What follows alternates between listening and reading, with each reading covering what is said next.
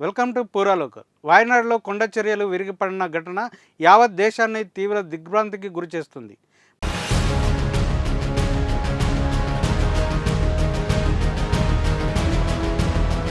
మంగళవారం తెల్లవారుజామున ముప్పడి సమీపంలోని వివిధ ప్రాంతాల్లో భారీగా కొండ చర్యలు విరిగిపడిన విషయం తెలిసిందే.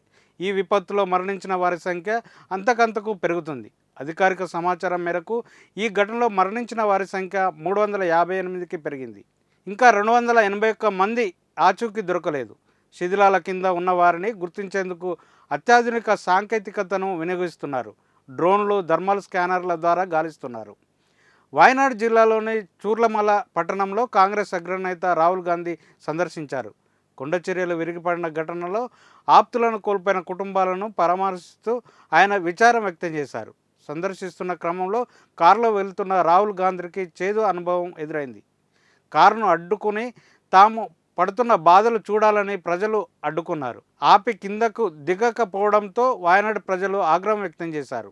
బురదలో దిగలేని నాయకుడికి పరామర్శలు ఎందుకు అంటూ రాహుల్ గాంధీని నిలదీశారు వాయనాడు ప్రజలు. రాహుల్ గాంధీ కారు దిగి నడవాలని డిమాండ్ చేశారు. వాయనాడు ప్రజలు ఈ సంఘటన ఇప్పుడు హాట్ టాపిక్గా అయింది.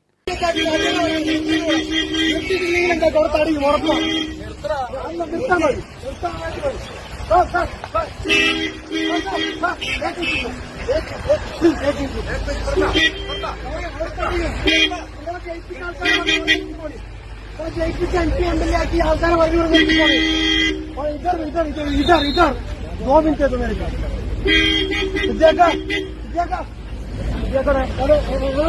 एमएलए से बड़ा निर्को मरी आप इधर का एमपी है इधर का एमपी है